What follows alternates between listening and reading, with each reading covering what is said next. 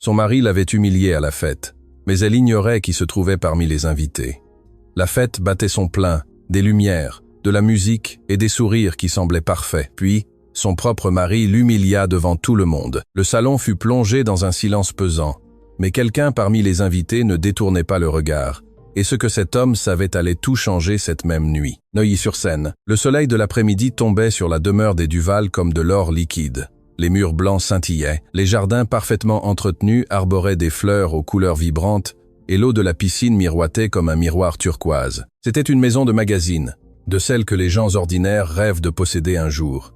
Hélène Duval marchait pieds nus sur le sol de marbre, sentant le froid sous ses pieds. Elle portait une robe corail qui mettait en valeur sa peau mate, et ses cheveux foncés tombaient librement sur ses épaules. À 35 ans, elle restait une femme magnifique, mais la lumière de ses grands yeux expressifs s'était éteinte peu à peu, comme une bougie oubliée. Ses mains tremblantes arrangeaient des lits blancs dans un vase en cristal lorsqu'elle entendit le moteur de la voiture de Julien.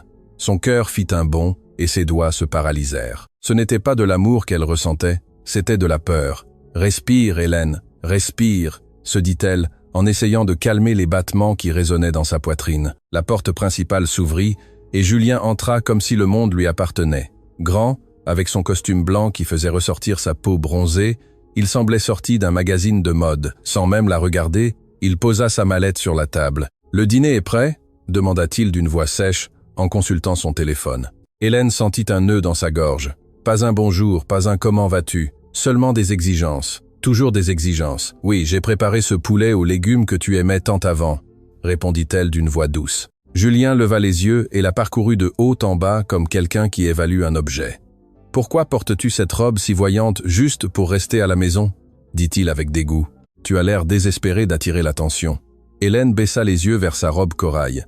C'était l'une des rares qui la faisait encore se sentir jolie. Une qu'elle avait achetée quand elle s'autorisait encore à exister sans demander la permission. « Je suis désolée, » murmura-t-elle, se détestant de s'excuser. Pendant le dîner, le silence pesait comme une chape de plomb. Seul le bruit des couverts contre les assiettes se faisait entendre. Hélène regardait son mari sans le reconnaître. Où était passé cet homme qui la regardait autrefois comme un miracle?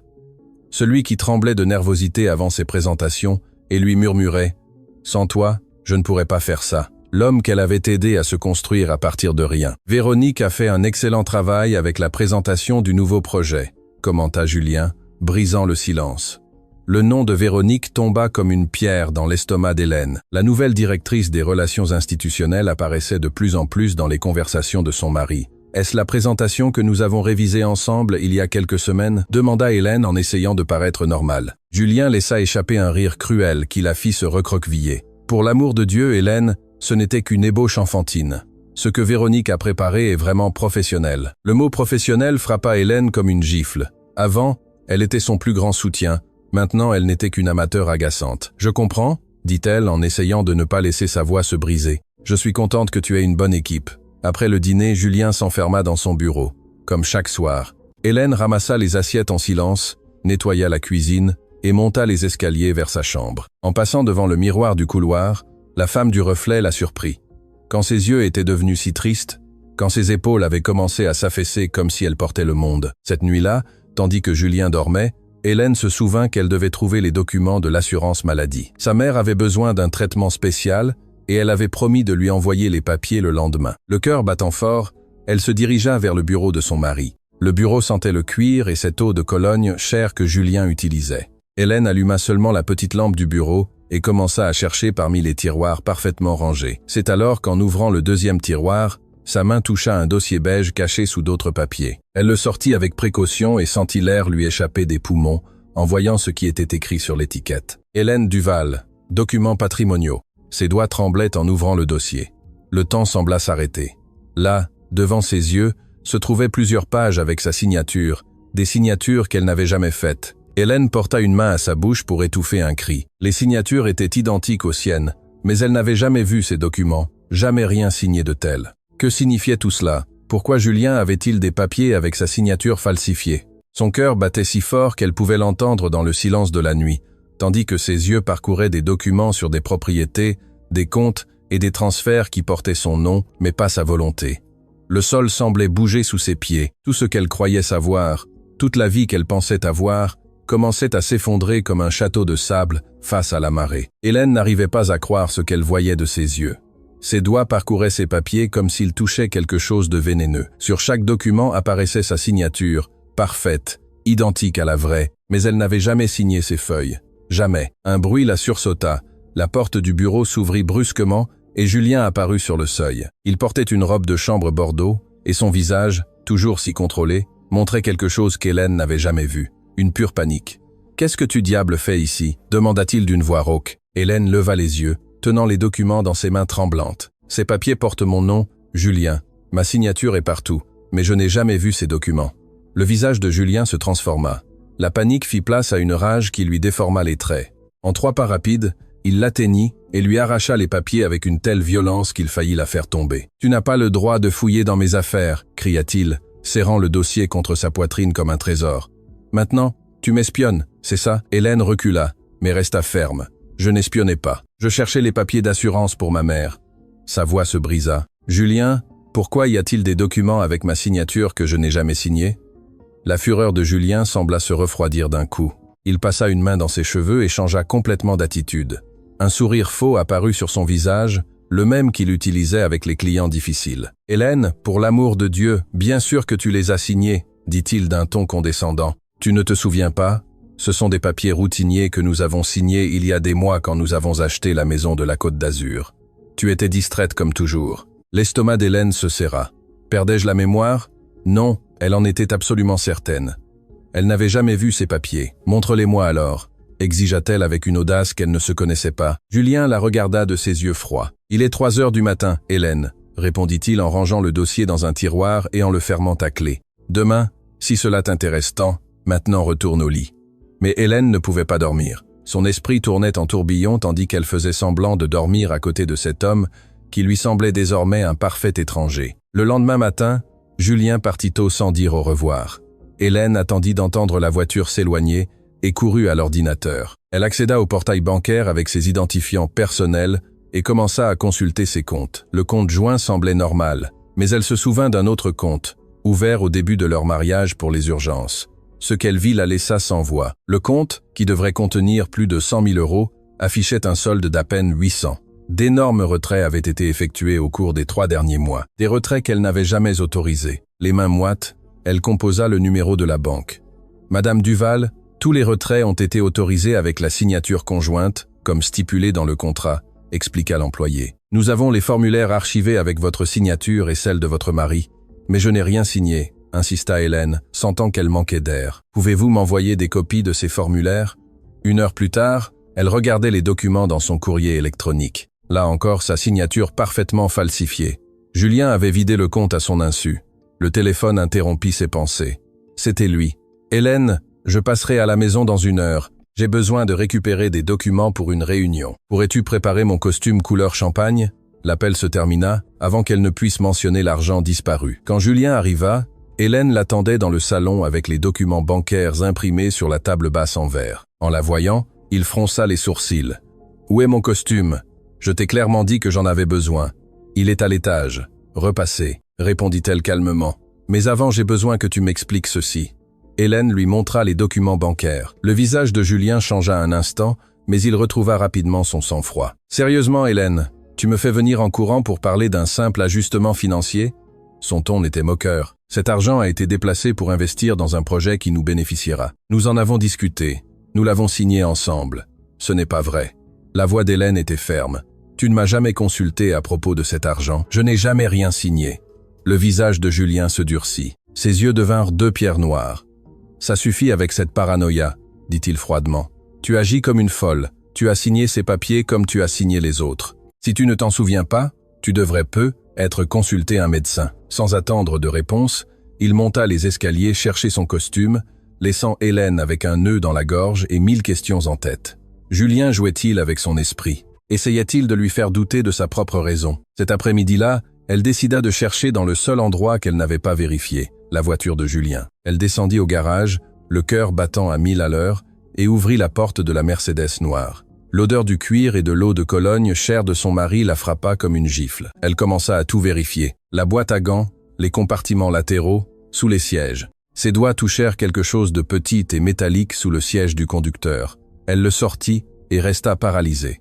Dans sa main brillait un bracelet en or rose avec de petits diamants. C'était un bijou cher, élégant, et qui n'était certainement pas le sien. Hélène le fit tourner entre ses doigts, et c'est alors qu'elle le vit, gravé dans l'or, 2 initiales entrelacées dans un design délicat. V.A. L'air quitta ses poumons d'un coup. V.A. pour Véronique Allard. Le bracelet pesait dans la main d'Hélène comme du plomb. Les petits diamants captaient la lumière et formaient des éclats qui semblaient se moquer d'elle. V.A. Les initiales de Véronique Allard brillaient comme une blessure ouverte. Ce n'était pas seulement un bijou. C'était la preuve de ce que son cœur savait déjà, mais que son esprit refusait d'accepter. Elle le glissa dans la poche de sa robe vert émeraude et retourna à la maison à pas lents, comme si elle marchait vers sa propre sentence. Cette nuit-là, alors qu'il dînait dans un silence qui coupait comme un couteau, Hélène observait Julien. Il mangeait tranquillement, consultant des messages sur son téléphone, souriant de temps en temps à l'écran avec ce sourire qu'il ne lui offrait plus. « Quelque chose d'intéressant ?» demanda Hélène d'une voix douce. Julien bloqua son téléphone instantanément, le retournant sur la table. « Rien qui te regarde » répondit-il sèchement. « Affaire de travail. À 20 et 1 heure, tout le monde n'a pas le luxe de se déconnecter comme toi, Hélène, dit-il avec du venin dans chaque mot. Certains d'entre nous ont de vraies responsabilités. » Hélène respira profondément. Le bracelet dans sa poche semblait brûler à travers le tissu. Avec des mouvements calculés, elle le sortit et le posa sur la table à côté de l'assiette de Julien. « J'ai trouvé ça dans ta voiture », dit-elle simplement. L'effet fut immédiat. Le visage de Julien pâlit un instant. Un geste si bref que n'importe qui d'autre qu'Hélène l'aurait manqué. Puis, comme un acteur consommé, il retrouva son calme et laissa échapper un rire qui sonnait faux, même pour lui. « Maintenant tu fouilles dans ma voiture », il prit le bracelet avec une fausse indifférence. « Si ça t'intéresse tant, c'est un cadeau pour ma mère. Son anniversaire est le mois prochain. »« Ta mère déteste l'or rose », répondit Hélène calmement. « Elle dit toujours que c'est vulgaire et ses initiales, V, A, ne correspondent pas à son nom. » Le mensonge flottait entre eux comme une mauvaise odeur. Julien rangea le bracelet dans sa poche d'un geste brusque. « Je n'ai pas à te donner d'explication pour tout ce que j'achète, » dit-il froidement. « Cette méfiance de ta part est précisément ce qui est en train de tuer notre mariage. » Quelque chose se brisa à l'intérieur d'Hélène. 15 ans de silence, de sacrifice, de se mettre en dernier, explosèrent en une seconde. « Je suis en train de tuer notre mariage ?» Sa voix tremblait, mais pas de peur, mais de rage. Moi qui ai laissé ma carrière pour te soutenir, moi qui t'ai aidé à préparer chaque présentation quand tu tremblais de peur avant de parler en public, moi qui t'ai tout donné. Julien se leva, jetant sa serviette sur la table.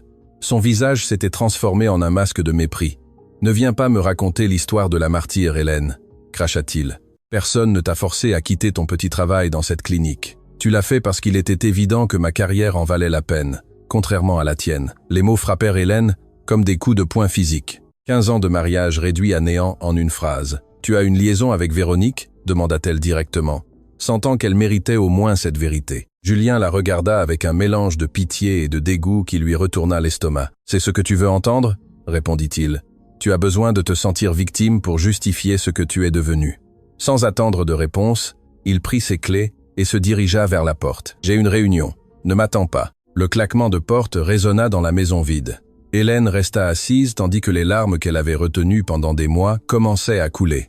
Mais ce n'étaient pas des larmes de tristesse, mais de fureur. Fureur contre Julien, contre Véronique, mais surtout contre elle-même, pour avoir permis qu'on la transforme en une ombre. Cette nuit-là, tandis que l'horloge marquait 2 heures du matin et que Julien n'était toujours pas rentré, Hélène trouva dans un tiroir oublié le vieux téléphone de son mari. Par miracle, il avait encore de la batterie. En l'allumant, elle découvrit des messages effacés mais récupérables. Des conversations avec Véronique datant de plusieurs mois. « Tu me manques. Quand nous débarrassons-nous de la gêne ? Bientôt, j'ai tout planifié. J'ai juste besoin que ce soit au bon moment. » Tu es sûr qu'elle ne se doute de rien ? Hélène vit dans son monde, elle ne voit pas plus loin que le bout de son nez. Message après message, photo après photo, Hélène découvrit une trahison qui allait bien au-delà du physique. Non seulement il la trompait, il se moquait d'elle, la méprisait, prévoyait de se débarrasser d'elle comme on se débarrasse d'un vieux meuble. Et quelque chose de plus, une réservation pour 2 à la Belle Époque, le restaurant le plus exclusif de la ville, pour le vendredi suivant. Le lendemain matin, Julien rentra tôt,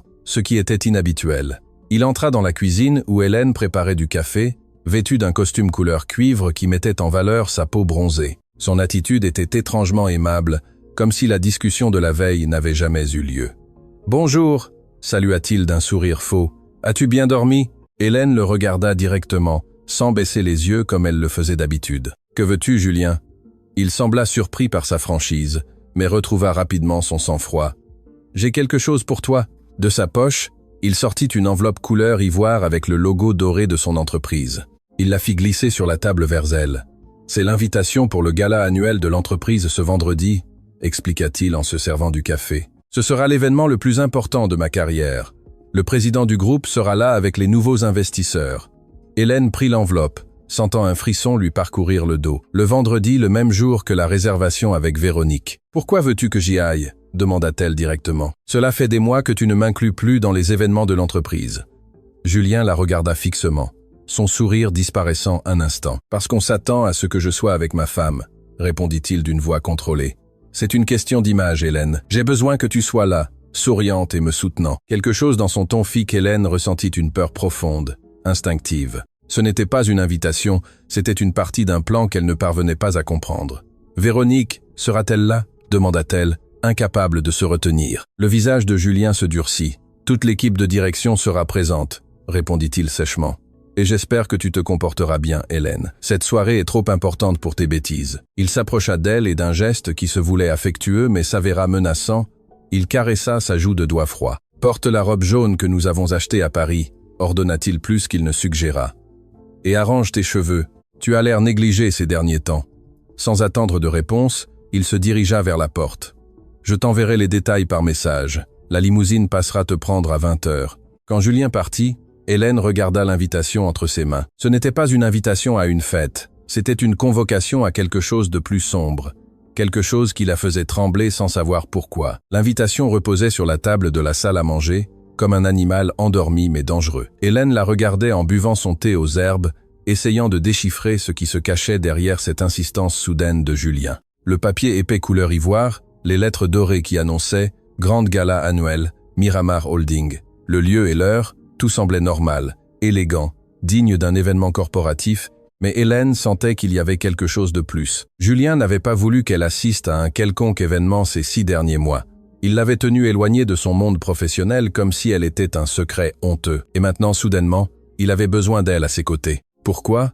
Avec un soupir, elle monta dans sa chambre, ouvrit le placard et chercha la robe jaune que Julien avait mentionnée. Elle était magnifique, avec sa coupe élégante et son tissu satiné qui brillait comme de l'or liquide sous la lumière des lustres.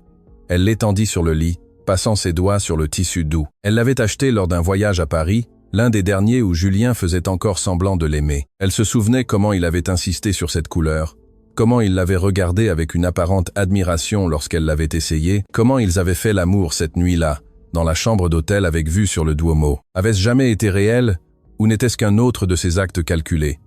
Le téléphone vibra avec un message. C'était de Lucie, son ancienne amie de la clinique Saint-Michel, où elle travaillait avant de se marier. « Hélène, comment vas-tu ? Cela fait si longtemps que nous n'avons pas parlé.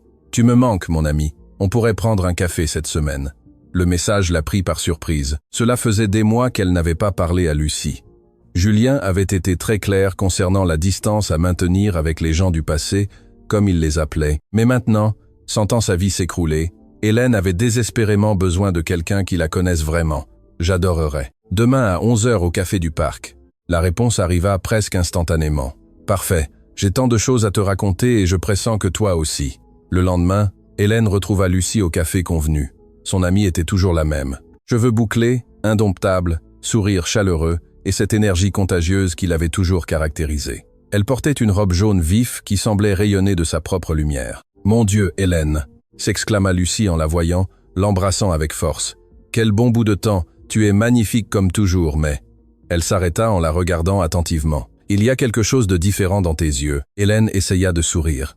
La vie change les gens. Elles s'assirent à une table isolée, commandèrent du café, et pour la première fois depuis des mois, Hélène sentit qu'elle pouvait respirer sans cette oppression constante dans sa poitrine. « Comment ça va avec Don Parfait ?» demanda Lucie d'un ton qui laissait entendre qu'elle n'avait jamais été fan de Julien. Hélène hésita. Elle avait maintenu les apparences pendant si longtemps que mentir était devenu une habitude. Mais devant Lucie, le masque commença à se fissurer. « C'est fini, Lucie, » dit-elle finalement. « Pas le mariage, pas officiellement, mais tout le reste est terminé depuis longtemps. » Elle lui raconta tout. Les documents falsifiés, l'argent disparu, l'aventure évidente avec Véronique, l'humiliation constante, et enfin l'étrange invitation au gala. Lucie l'écouta sans l'interrompre, ses yeux brillant d'un mélange de compassion et de rage. « J'ai toujours su que c'était un misérable, » dit-elle quand Hélène eut fini. « Mais ça, c'est pire que ce que j'imaginais. »« Il y a quelque chose dans cette invitation qui me fait peur, Lucie, » avoua Hélène. La façon dont il a insisté, comme si j'étais une pièce nécessaire dans un genre de spectacle. Lucie prit les mains d'Hélène entre les siennes. « Fais confiance à ton instinct. Si tu sens que quelque chose ne va pas, ce n'est probablement pas le cas. » Elles se dirent au revoir avec la promesse de rester en contact. Hélène se sentait plus forte après avoir parlé à son amie, comme si elle avait retrouvé une petite partie de la femme qu'elle était autrefois. En rentrant chez elle, elle retira son manteau couleur moutarde et le pendit au porte-manteau de l'entrée. Elle mit la main dans sa poche pour prendre ses clés et sentit un papier qu'elle ne se souvenait pas y avoir mis. Elle le sortit avec curiosité. C'était une note pliée écrite d'une petite écriture précise. « Ne fais pas confiance au sourire de cette nuit. » Hélène resta paralysée, la note entre les doigts. Elle ne reconnaissait pas l'écriture. Il n'y avait pas de signature. Qui aurait pu la glisser dans son manteau? À quel moment? Un frisson lui parcourut l'échine tandis qu'elle relisait les mots. Le téléphone sonna, la surprenant. C'était Julien. « Où étais-tu » demanda-t-il sans saluer, sa voix pleine de suspicion. « Je suis passé à la maison il y a 1 heure et je ne t'ai pas trouvé. Je suis sorti chercher des accessoires pour la robe de gala, » mentit Hélène en rangeant la note dans sa poche. « Bien, souviens-toi, c'est la nuit la plus importante de ma carrière, » dit Julien avec emphase. « Tout doit se passer exactement comme prévu. » L'appel se termina et Hélène resta avec un vide dans l'estomac. « Tout doit se passer exactement comme prévu. » Les mots résonnaient comme une menace voilée. Les jours passèrent avec une tension croissante. Julien apparaissait à peine à la maison et quand il le faisait, il était distrait, le téléphone à la main, vérifiant les détails pour le gala. Hélène observait tout comme si elle regardait un film à suspense où elle était l'héroïne insouciante marchant vers un piège. Finalement arriva le vendredi. La maquilleuse et la coiffeuse engagées par Julien transformèrent Hélène en une version éblouissante d'elle-même. La robe jaune s'ajustait parfaitement à sa silhouette et les boucles d'oreilles en diamant qu'elle avait achetées brillaient contre sa peau mate. Alors qu'elle se regardait dans le miroir, Hélène reconnaissait à peine la femme qui lui renvoyait son regard. Elle était magnifique, oui, mais il y avait quelque chose dans ses yeux, un mélange de détermination et de peur que le maquillage ne pouvait cacher. La limousine arriva ponctuellement à 20h. Pendant le trajet, Hélène récapitula mentalement tout ce qui s'était passé les dernières semaines. Les documents falsifiés, l'argent disparu, la trahison avec Véronique, l'étrange invitation, la note anonyme. Chaque pièce était un fragment d'un puzzle sinistre qu'elle ne parvenait pas à compléter. L'hôtel Le Royal resplendissait dans la nuit comme un joyau géant. Ses colonnes de marbre, éclairées par des lumières dorées, créaient une atmosphère de richesse et de pouvoir. Hélène descendit de la limousine avec l'élégance qui l'avait toujours caractérisée, bien qu'intérieurement elle sentait qu'elle marchait vers sa propre exécution. À l'entrée du grand salon, Julien l'attendait. Vêtu d'un impeccable costume noir, il semblait l'image même du succès. En la voyant, un sourire calculateur traversa son visage. « Parfaite », murmura-t-il, la prenant par le bras avec fermeté, presque avec possession. « Souviens-toi, cette soirée est cruciale. Souris, salue, sois charmante. » Hélène hocha la tête en silence tandis qu'ils entraient ensemble dans le salon. Le lieu était impressionnant. Lustres en cristal, fleurs exotiques dans les tons rouges et dorés, musique douce de violon, les plus puissants de la ville, réunis dans un étalage obscène de richesse et de privilèges. Alors que Julien la conduisait parmi les groupes d'invités, la présentant comme « mon épouse adorée », Hélène ressentait une sensation grandissante d'irréalité. Tout semblait une mise en scène élaborée, et elle, un simple accessoire dans l'ascension de Julien. C'est alors qu'elle le vit. Assis seul à une table isolée, un homme élégant en costume gris l'observait fixement. Il ne s'agissait pas d'un regard désinvolte. Ses yeux perçants semblaient l'étudier avec une intensité déconcertante, comme s'il la connaissait ou attendait quelque chose d'elle. Hélène sentit l'air lui échapper des poumons. Qui était cet homme? Et pourquoi, parmi des centaines d'invités, avait-elle l'étrange sensation qu'il était la seule personne réellement présente dans cette salle? Le salon de l'hôtel Le Royal brillait comme s'il était fait d'or pur. Les lustres de cristal déversaient leur lumière sur les invités qui se mouvaient comme des poissons élégants dans un aquarium de luxe. Les femmes arboraient des bijoux valant plus que des maisons entières, et les hommes échangeaient de faux sourires tout en concluant des affaires par des poignées de main. Hélène avançait au bras de Julien, sentant que chaque pas la menait plus profondément dans un piège. La robe jaune s'ajustait à son corps comme une seconde peau, et les boucles d'oreilles en diamant pesaient sur ses lobes comme les mots qu'elle s'était vue obligée de taire. Elle remarquait les regards curieux, les murmures dissimulés. Pourquoi l'observait-il ainsi? Que savait-il qu'elle ignorait? Souris davantage. Tu as l'air à un enterrement, lui ordonna Julien entre ses dents tout en saluant un groupe de cadres. Souviens-toi que tu es l'épouse heureuse du futur président régional. Hélène obéit automatiquement, étirant ses lèvres en un sourire qui n'atteignait pas ses yeux.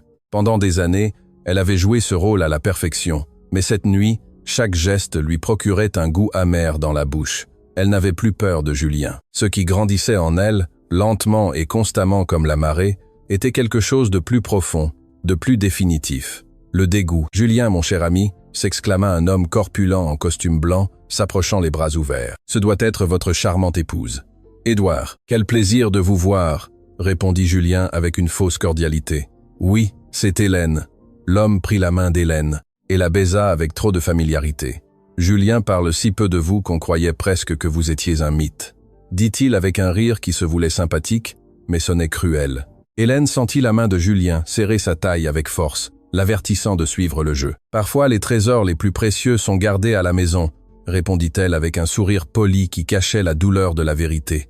Julien l'avait effacé de sa vie publique. Tandis que la conversation se poursuivait avec des commentaires superficiels sur le marché et les nouvelles acquisitions, Hélène laissa son regard errer dans le salon. C'est alors qu'elle le vit pour la deuxième fois. L'homme en costume gris était toujours assis seul à cette table isolée. Il ne parlait à personne, ne buvait pas de champagne comme les autres. Dans sa main, il tenait ce qui semblait être une tasse de thé, quelque chose de complètement déplacé dans cet océan d'alcool cher, et ses yeux, perçants comme des couteaux, restaient fixés sur elle. Ce n'était pas un regard lubrique ni menaçant. C'était quelque chose de plus complexe, comme si cet inconnu pouvait voir à travers son masque jusqu'au fond de sa douleur. « Julien, qui est cet homme ?»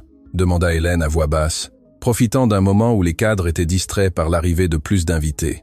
« Quel homme ?» répondit-il, irrité par l'interruption. Celui en costume gris à la table du fond, il ne cesse de me regarder.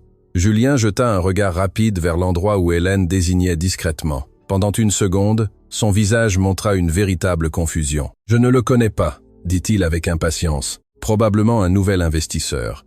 Arrête d'inventer des drames, Hélène. Cette soirée est trop importante pour tes bêtises. » S'excusant auprès des cadres, Julien entraîna Hélène vers un autre groupe. Pendant l'heure qui suivit, il la présenta à des partenaires, directeurs et actionnaires, comme si elle était un trophée qu'il exhibait pour la dernière fois avant de le ranger définitivement. Hélène souriait, hochait la tête, répondait par des phrases polies, mais son esprit était occupé par cet homme mystérieux. Chaque fois qu'elle réussissait à regarder dans sa direction, il était toujours là à l'observer. À un moment, leurs regards se croisèrent directement, sans obstacle ni dissimulation. L'inconnu inclina légèrement la tête dans un geste qui semblait de reconnaissance. Il la connaissait. D'où? Hélène s'excusa auprès du groupe où Julien la tenait piégée et se dirigea vers les toilettes. Elle avait besoin d'un moment seul pour mettre ses pensées en ordre. Le couloir qui menait aux toilettes était long et moins éclairé que le salon principal. Alors qu'elle marchait, elle sentit une étrange sensation dans la nuque, comme si quelqu'un la suivait. Elle se retourna rapidement, mais le couloir était vide. Dans la luxueuse salle de bain, Hélène se regarda dans le miroir. Le maquillage parfait ne pouvait cacher la tension dans ses yeux. Elle se rafraîchit les poignets avec de l'eau froide et respira profondément. « Tu n'es pas une victime », se dit-elle à voix basse. « Tu ne les laisseras pas te détruire. » En sortant de la salle de bain, elle décida de faire un détour pour mieux observer l'homme mystérieux. Elle longea le bord du salon, se tenant près des colonnes décorées de guirlandes de fleurs rouges. De là, elle pouvait voir la table de l'inconnu sans être trop évidente. C'est alors qu'elle remarqua quelque chose qui la glaça. À la main droite, l'homme portait une bague en argent avec une pierre vert foncé.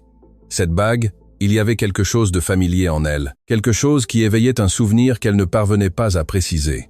Sa tête commença à lui faire mal. Des fragments d'un moment lointain apparaissaient et disparaissaient dans son esprit comme des éclairs. Une nuit pluvieuse, une clinique presque vide, un homme malade, sans son pouvoir et son élégance habituelle, un thé chaud qu'elle avait préparé pour le réconforter. « Hélène, qu'est-ce que tu fais cacher ici ?» La voix de Julien la sursauta. Il la regardait avec une irritation à peine contenue. « J'avais juste besoin d'un moment pour me rafraîchir, » répondit-elle en essayant de garder son calme. « Eh bien, tu as eu assez de temps seul, » dit-il en la prenant par le bras avec une force dissimulée. « Il y a des personnes importantes que je veux que tu rencontres. » Il l'entraîna vers le centre du salon, où un groupe de cadres conversait animément. Hélène se laissa faire, mais son esprit continuait de tourner autour de cet étrange souvenir et de l'homme à la bague verte. C'est alors qu'elle la vit.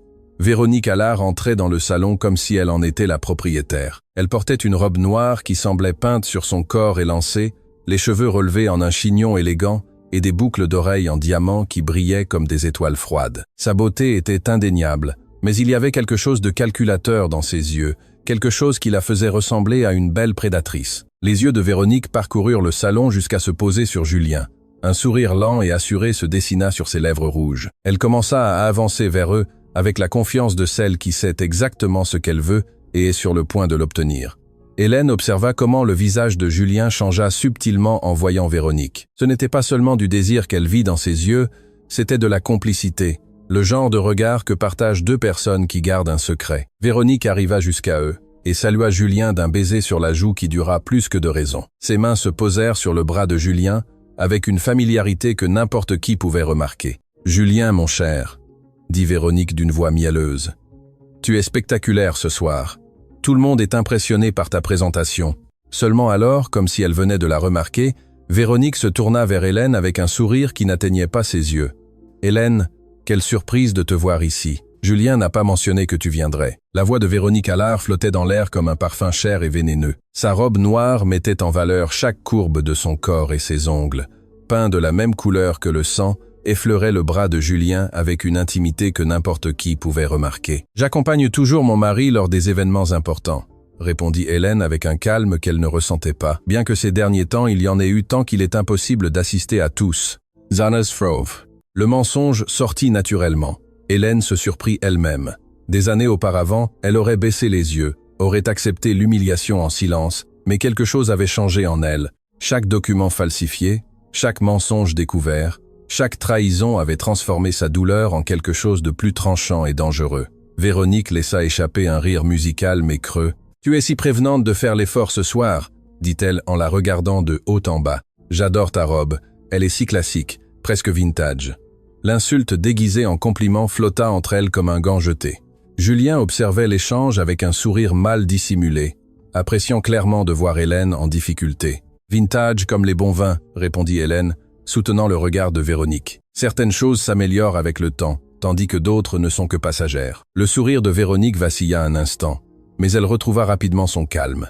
Elle s'approcha davantage de Julien, posant sa main sur sa poitrine dans un geste possessif. « Julien, mon chéri, le directeur financier te cherche. Il dit qu'il a besoin de finaliser les détails avant ta grande annonce, » dit-elle en ignorant complètement Hélène. « Tu sais à quel point il est nerveux avec ces événements ?»« Bien sûr, » répondit Julien, clairement impatient de s'éloigner. « Hélène, reste ici, je reviens dans quelques minutes. » Sans attendre de réponse, Julien s'éloigna, laissant Hélène seule avec Véronique.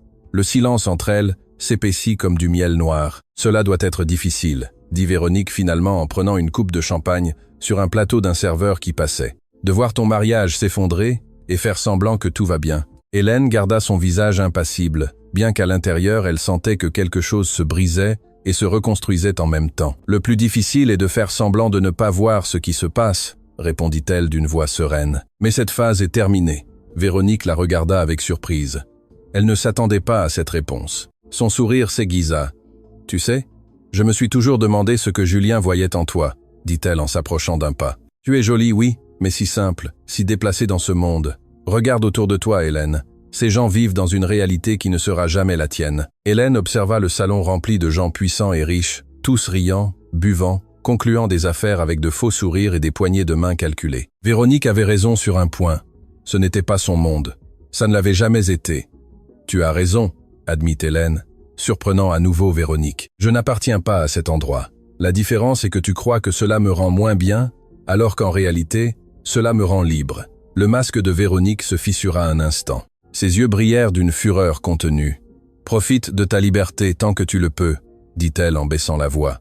« Après cette nuit, il ne te restera plus grand-chose d'autre. » Avant qu'Hélène ne puisse répondre, Julien apparut à ses côtés et lui prit le bras fermement. « Viens, ma chère, » dit-il avec un sourire tendu. « Il y a d'autres personnes que je veux que tu rencontres. » Alors qu'il s'éloignait, Hélène regarda par-dessus son épaule. Véronique l'observait avec la satisfaction de celle qui a déjà gagné la bataille. Julien la mena d'un groupe à l'autre, la présentant à des personnes dont Hélène oubliait immédiatement les noms. Son esprit était occupé à traiter les mots de Véronique. « Cette nuit est une fin ?» Que signifiait cela? qu'avait prévu Julien. Lors d'une de ses traversées du salon, Hélène vit quelque chose qui lui coupa le souffle. Robert Leroy, le directeur financier, était passé près de la table de l'homme mystérieux. En le voyant, il s'était arrêté net, comme s'il avait vu un fantôme. La couleur quitta son visage et ses yeux s'ouvrirent avec un mélange de surprise et de terreur. L'homme en costume gris leva simplement sa tasse de thé en un salut silencieux. Robert hocha la tête nerveusement et s'éloigna à toute vitesse, s'essuyant la sueur du front avec un mouchoir. Qui était cet homme qui pouvait faire pâlir l'un des cadres les plus puissants de l'entreprise d'un simple regard? Le salon semblait vibrer d'une tension invisible. Hélène observa comment Robert Leroy, toujours pâle, s'approchait de Julien et lui murmurait quelque chose à l'oreille. Le visage de son mari changea subtilement, d'abord de la confusion, puis une ombre d'inquiétude qu'il tenta de dissimuler avec un sourire forcé. Julien regarda discrètement vers la table de l'homme mystérieux. Pour la première fois de la nuit, Hélène vit quelque chose qu'elle n'aurait jamais cru possible. De la peur dans les yeux de Julien Duval, l'homme qui semblait toujours tout contrôler. « Que se passe-t-il » demanda Hélène quand Robert s'éloigna. « Rien qui te regarde » répondit Julien sèchement, mais sa voix avait un tremblement presque imperceptible. « Reste ici et ne crée pas de problème. Je dois parler à certaines personnes. » Sans attendre de réponse, Julien s'éloigna, la laissant seule à nouveau. Hélène l'observa se réunir avec Véronique et deux autres cadres dans un coin. Ils parlaient à voix basse, jetant des regards nerveux vers l'homme en costume gris. Hélène décida de se déplacer dans le salon, s'approchant discrètement de divers groupes pour capter des fragments de conversation. Quelque chose se passait, quelque chose qui altérait le scénario soigneusement préparé par Julien pour cette nuit. « As-tu vu qui est ici ?» entendit-elle dire un homme en costume vert foncé. « Je croyais qu'il était en Europe. Personne ne savait qu'il viendrait, » répondit son compagnon à voix basse. Leroy est terrifié, si ce qu'on dit est vrai. Ils se turent en remarquant la présence d'Hélène. Elle sourit poliment et continua de marcher, feignant l'indifférence. Dans un autre groupe, une femme âgée vêtue d'une robe dorée murmurait « On dit qu'il a acheté suffisamment d'actions pour avoir le contrôle. Si c'est le cas, tout va changer. » « Impossible, » répondit un homme chauve avec des lunettes. « Ces rumeurs circulent depuis des mois. Personne ne peut accumuler autant de pouvoir sans que nous le sachions. » Hélène continuait de capter des fragments, des pièces éparses d'un puzzle qu'elle ne parvenait pas à assembler. Tout tournait autour de l'homme mystérieux qui restait assis seul, observant le salon comme s'il évaluait chaque personne, chaque geste, chaque mot. Au cours de sa promenade, Hélène passa près de la table des boissons où Julien se servait un whisky. C'était son troisième en moins d'une heure, ce qui était inhabituel pour lui, qui se vantait toujours de sa maîtrise de soi. En la voyant, il tenta de se ressaisir. « Je t'ai dit de rester où je t'avais laissé », lui reprocha-t-il. « Qui est cet homme, Julien ?» demanda Hélène directement. « Celui en costume gris. Tout le monde semble perturbé depuis qu'ils l'ont vu. » Julien but une longue gorgée avant de répondre. « Personne d'important, » dit-il. Mais le tremblement dans sa main en posant le verre démentait ses paroles. « Juste un petit investisseur. Les gens exagèrent. »« Tu mens, » dit Hélène avec un calme qui les surprit tous deux. « Tu as menti toute la nuit à son sujet, à propos de cette fête, à propos de nous. Que se passe-t-il réellement ?» Le visage de Julien se durcit. Pendant un instant, Hélène pensa qu'il la giflerait là, devant tout le monde, mais au lieu de cela, il se pencha vers elle et murmura d'une voix glaciale. « Ce qui se passe, c'est que cette nuit marquera le début de mon ascension définitive, et tu ne vas pas tout gâcher avec tes paranoïas. Souris, salue et comporte-toi comme l'épouse parfaite une dernière fois. Ensuite, nous pourrons en finir avec cette farce une bonne fois pour toutes. » Les mots confirmaient ce que Véronique avait laissé entendre. Cette nuit était une fin. Julien prévoyait de se débarrasser d'elle, mais il avait d'abord besoin de sa présence pour maintenir l'image de famille parfaite devant les investisseurs. « Et les documents falsifiés? Et l'argent que tu as retiré de notre compte ?» demanda Hélène, sentant que la rage remplaçait la peur. « Cela aussi fait partie de ton ascension. » Julien pâlit un instant, mais retrouva rapidement son masque. « Je ne sais pas de quoi tu parles, » répondit-il en la prenant fermement par le bras. « Mais je te préviens, Hélène, ne gâche pas cette nuit. Il y a trop en jeu. » Il la ramena vers un groupe d'invités, l'obligeant à sourire et à faire semblant que tout allait bien. Mais le poison était déjà libéré entre eux. Les mots avaient été dits, les cartes étaient sur la table. Tandis que Julien la présentait à un autre groupe de cadres, Hélène remarqua quelque chose d'étrange. Véronique avait soudainement disparu, et elle n'était pas la seule à manquer. Robert Leroy et deux autres directeurs avaient également disparu du salon principal. Hélène profita d'un moment de distraction pour s'éloigner à nouveau. Cette fois, elle se dirigea vers l'une des grandes baies vitrées donnant sur la terrasse. Elle avait besoin d'air frais, elle avait besoin de réfléchir.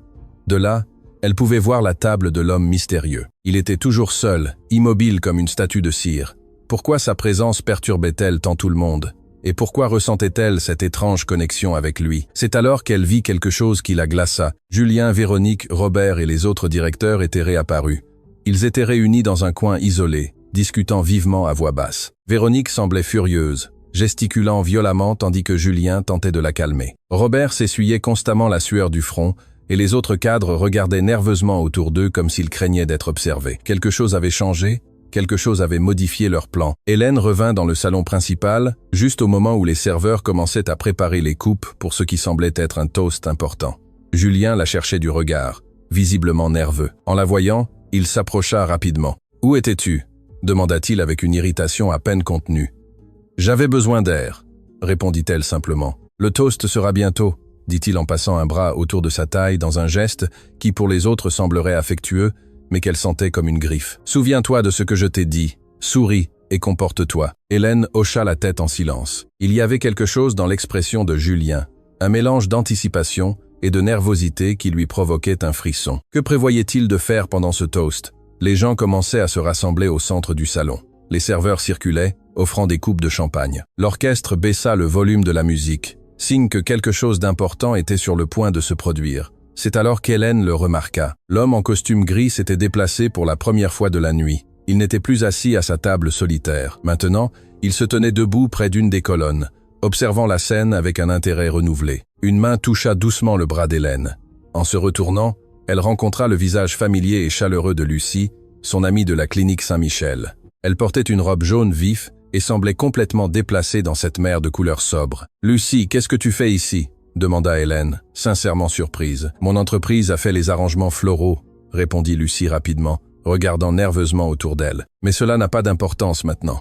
Hélène, tu dois m'écouter. » Profitant que Julien était distrait à parler avec quelques invités, Lucie s'approcha davantage d'Hélène et murmura avec urgence. « Tu dois partir d'ici maintenant, avant le toast. » Le cœur d'Hélène fit un bond. L'urgence dans la voix de Lucie, la peur dans ses yeux. Tout indiquait que quelque chose de terrible était sur le point de se produire. « Que sais-tu, Lucie » demanda Hélène en s'accrochant au bras de son amie. « S'il te plaît, dis-moi ce qui se passe. » Lucie regarda nerveusement autour d'elle, s'assurant que personne ne les entendait. « J'étais dans la chambre de service en train de changer des fleurs quand j'ai entendu Véronique et Julien se disputer, » murmura-t-elle à toute vitesse. « Ils parlaient de toi et Hélène. Ils disaient qu'après le toast. » Elle s'arrêta comme si les mots étaient trop terribles pour les prononcer. « Après le toast, quoi ?» insista Hélène. « Julien va t'humilier publiquement, » continua Lucie d'une voix tremblante. « Il va annoncer leur séparation devant tout le monde. Il va insinuer que tu as des problèmes mentaux, que tu as signé des documents sans les comprendre. Il veut te laisser sans rien, Hélène. Absolument rien. » Le monde sembla s'arrêter autour d'Hélène. Les pièces s'assemblaient. L'insistance pour qu'elle assiste, la robe spécifique, les regards de pitié de certains invités, la confiance de Véronique. « Est-ce légal de faire quelque chose comme ça ?» demanda Hélène, ressentant un calme étrange malgré la tempête qui approchait. « Ce n'est pas une question de légalité, » expliqua Lucie. « C'est un piège d'image. S'il t'humilie devant tous ces témoins puissants, s'il te fait paraître déséquilibré, personne ne remettra en question les documents que tu as signés. Personne ne te croira quand tu diras qu'ils sont faux. » Avant que Lucie ne puisse continuer, la voix de Julien résonna près d'elle. « Hélène, je te cherchais, » dit-il d'un ton faussement cordial, mais ses yeux brûlaient de rage en voyant Lucie. « Le toast est sur le point de commencer. » Lucie lâcha rapidement le bras d'Hélène et recula d'un pas. « Je lui disais juste à quel point les fleurs étaient magnifiques, » dit-elle avec un sourire forcé. « Si vous m'excusez, je dois m'assurer que tout soit en ordre. » Elle s'éloigna rapidement, non sans lancer un dernier regard d'avertissement à Hélène. Julien la prit par le bras avec une force dissimulée. « Que faisais-tu à parler à la fleuriste » demanda-t-il avec suspicion. « C'est une vieille amie, » répondit Hélène avec calme. « Ou vas-tu aussi contrôler à qui je peux parler ?» La mâchoire de Julien se serra visiblement. « Ce n'est pas le moment pour cela, Hélène. Le toast est dans 10 minutes, et j'ai besoin que tu sois à mes côtés, souriante comme l'épouse parfaite que tu n'as jamais été. »« Pourquoi ce toast est-il si important, Julien » demanda-t-elle directement. « Que comptes-tu faire ?» Pendant une seconde, le masque de Julien se fissura. Un sourire cruel apparut sur ses lèvres. « Tu verras, » dit-il à voix basse. « Je te dirai juste qu'après cette nuit, tout changera pour moi, pour le mieux, pour toi. Eh bien, cela dépend de la façon dont tu sauras te comporter. » Il la laissa là, se dirigeant vers le centre du salon, où plusieurs cadres l'attendaient. Hélène l'observa s'éloigner, ressentant un mélange de rage et de résolution. Elle n'était plus la femme effrayée qui était entrée à cette fête. Maintenant, Elle savait à quoi elle était confrontée. Elle avait besoin de temps pour réfléchir, pour décider comment agir. Elle se dirigea vers la salle de bain, le seul endroit où elle pourrait être seule quelques minutes. Le couloir était désert et silencieux, un contraste frappant avec l'agitation du salon. Dans la luxueuse salle de bain, Hélène se regarda dans le miroir. Le maquillage était toujours parfait. La robe était toujours magnifique, mais ses yeux avaient changé. Ils ne reflétaient plus la peur ni la confusion. Il y avait en eux une détermination qu'elle n'avait pas ressentie depuis des années. « Je ne le laisserai pas me détruire », se dit-elle à voix basse mais ferme. « Pas cette nuit, pas jamais plus. » Alors qu'elle se rafraîchissait les mains avec de l'eau froide, elle remarqua quelque chose d'étrange dans la poubelle à côté du lavabo. Un papier froissé, partiellement visible, montrait ce qui semblait être une signature. Sa signature. Le cœur battant à toute vitesse, Hélène sortit le papier de la poubelle et le déplia avec précaution. C'était un document légal, partiellement déchiré, mais encore lisible. Un document de transfert de biens avec sa signature falsifiée au bas de la page. La date du document était celle du jour même et le contenu la glaça. C'était une autorisation de transférer toutes ses propriétés et actions à une société qu'elle ne reconnaissait pas. Hélène sortit son téléphone et photographia le document. Des preuves. Elle avait enfin des preuves concrètes. Maintenant, elle savait, sans l'ombre d'un doute, que Lucie avait raison. Julien ne prévoyait pas seulement de l'humilier, il prévoyait de la ruiner complètement. En sortant de la salle de bain, elle entendit des voix provenant d'une petite pièce latérale. La porte était entr'ouverte. Hélène s'approcha silencieusement. « Tout est prêt pour après le toast », disait une voix qu'elle reconnut comme celle de Véronique. « Les documents sont déjà signés et datés. Une fois que Julien aura fait son annonce et qu'elle réagira comme la folle qu'elle est, personne ne remettra en question la validité des transferts. »« Es-tu sûre qu'elle ne peut rien réclamer ?» demanda une autre femme qu'Hélène ne reconnut pas. « Si elle découvre ce que nous avons fait et qui la croira ?» répondit Véronique avec un rire dédaigneux. « La pauvre épouse mentalement instable qui sera publiquement répudiée ce soir. Pour demain, tout le monde parlera de sa scène, de la façon dont Julien a stoïquement supporté des années à ses côtés. Elle partira d'ici sans pouvoir rien exiger, je te l'assure. » Hélène s'éloigna en silence, sentant qu'elle manquait d'air. Le plan était encore pire qu'elle ne l'imaginait. Non seulement il voulait lui prendre son argent et ses propriétés, il voulait détruire sa réputation, sa dignité, son avenir. Elle revint dans le salon principal, juste au moment où les serveurs commençaient à distribuer les coupes de champagne pour le toast. Julien la cherchait du regard, clairement anxieux de la trouver. En la voyant, il s'approcha rapidement. « Où diable étais-tu » demanda-t-il entre ses dents, en la prenant par le bras. « Le toast est sur le point de commencer. » Hélène le regarda droit dans les yeux. Ces yeux qu'elle avait autrefois aimés et qui ne montraient maintenant que froideur et calcul. « J'étais aux toilettes, Julien, » répondit-elle calmement, me préparant pour ton grand moment. Quelque chose dans son ton dut l'alerter car il la regarda avec suspicion. « Qu'est-ce que tu veux dire ?»« Rien, » répondit-elle avec un sourire énigmatique. « Juste que je suis prête pour ce qui va arriver. » Julien semblait sur le point de dire quelque chose de plus, mais ils furent interrompus par Robert Leroy, qui s'approcha nerveusement. « Julien, tout est prêt, » dit-il en évitant de regarder Hélène. « Le président du conseil veut que nous commencions le toast maintenant. »« Parfait, » répondit Julien, composant son meilleur sourire de cadre à succès. « Hélène, ma chère, allons au centre du salon. Il est temps que tout le monde entende mon annonce. » Alors qu'il marchait vers le centre, où se formait déjà un cercle d'invités attentifs, Hélène chercha du regard l'homme mystérieux. Il était toujours là, observant tout avec ses yeux perçants qui semblaient voir à travers les masques de tous les présents. Pendant une seconde, leurs regards se croisèrent, et cette fois, Hélène eut la certitude absolue que cet homme n'était pas là par hasard, il était là pour elle. La question était, en tant qu'allié ou dans le cadre du piège de Julien, elle n'eut pas le temps de réfléchir davantage. Julien la plaça à ses côtés, passant un bras autour de sa taille dans un geste qui pour les autres semblerait affectueux, mais qu'elle sentait comme une griffe. Un serveur leur offrit des coupes de champagne. Hélène prit la sienne, sentant le verre froid contre ses doigts. Julien semblait vibrer d'anticipation à ses côtés, comme un prédateur sur le point de bondir sur sa proie. Robert Leroy tapota sa coupe pour attirer l'attention de tous. Le murmure des conversations cessa, tous les regards se tournèrent vers eux. « Chers invités », commença Robert, « c'est un honneur pour moi de céder la parole à notre brillant directeur des opérations, Julien Duval, qui a une annonce très spéciale à faire ce soir. » Julien fit un pas en avant, entraînant Hélène avec lui. Son sourire était large, sûr, le sourire d'un homme sur le point d'obtenir tout ce qu'il désirait. « Merci, Robert », dit-il d'une voix claire et puissante.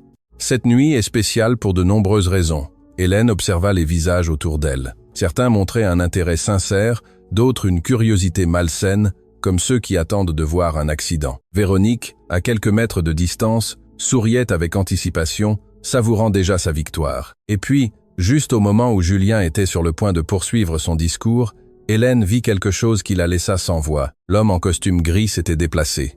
Il n'observait plus de loin. Maintenant, il avançait lentement vers le centre du cercle, d'un pas mesuré et sûr, comme quelqu'un qui sait exactement ce qu'il fait. Le salon entier sembla retenir son souffle, tandis que l'homme en costume gris avançait. Julien s'arrêta au milieu d'une phrase, sa coupe tremblant légèrement. Pour la première fois, Hélène vit une véritable peur dans les yeux de son mari. Avant que l'inconnu n'arrive, Robert Leroy intervint nerveusement.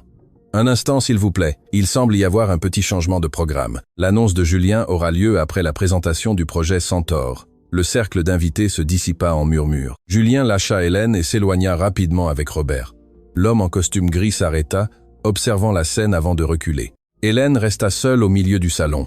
L'interruption soudaine lui avait donné le temps de voir clairement ce qui se passait autour d'elle, et ce qu'elle voyait l'horrifiait. Ce n'était pas seulement Julien et Véronique, c'était presque tout le monde. Les cadres qui la saluaient avec de faux sourires, les épouses d'autres directeurs qui la regardaient avec une fausse sympathie, les serveurs qui semblaient savoir quelque chose qu'elle ignorait. Tous agissaient comme s'ils attendaient un spectacle, son humiliation. Près d'elle, deux femmes élégantes parlaient à voix basse. « C'est si triste », disait l'une avec une fausse compassion. « J'ai toujours su qu'elle n'était pas à la hauteur de Julien. On m'a dit qu'elle signait des papiers sans savoir ce qu'elle faisait, » répondit l'autre. « Pauvre petite, si simple. » Hélène s'éloigna, nauseuse. Le piège était bien plus cruel qu'elle ne l'avait imaginé. Ce n'était pas seulement Julien qui voulait se débarrasser d'elle. C'était un spectacle public soigneusement orchestré pour la détruire, afin que personne ne remette en question les documents falsifiés.